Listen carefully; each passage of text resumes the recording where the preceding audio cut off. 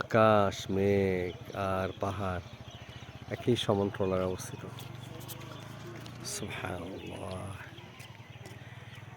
ওই যে উপরে দেখা যাচ্ছে ম্যারাইথং পাহাড়। হ্যাঁ, ম্যারাইথং জুম করে দেখাইলাম, জুমটা এখন ডাউন করে দিলাম। তা আবার জুমে যাব, দেখেন আপনারা। এই যে দেখা যাচ্ছে মেঘ আর পাহাড়। হ্যাঁ, ক্লাউড বাস্ট হতে পারে, ক্লাউড বাস্ট হতে পারে। প্রস্রাব করবো মনে হচ্ছে।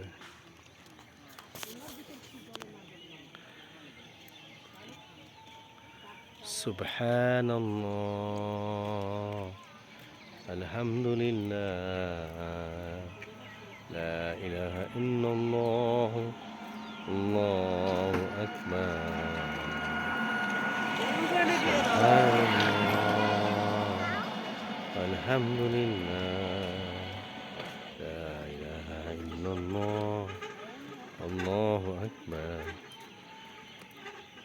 দেখতে পাবেন এগুলো ক্লাউডসগুলো জমা এসেছে। বছর কত বাজে, সময় আসছে কত? এই যে মেঘ,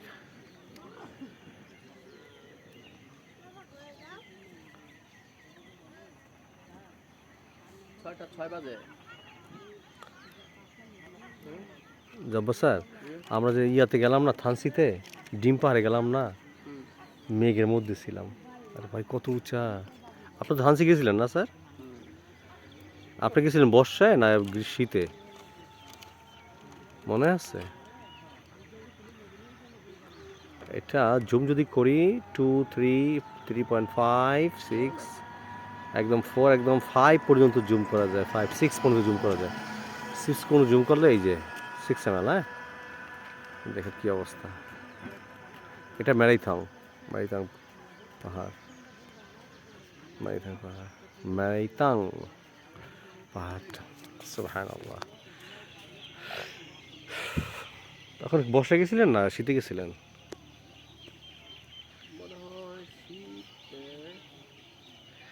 বর্ষায়, বর্ষা হলো গা স্যার সবচেয়ে ফ্যান্টাস্টিক টাইম, বুঝছেন স্যার?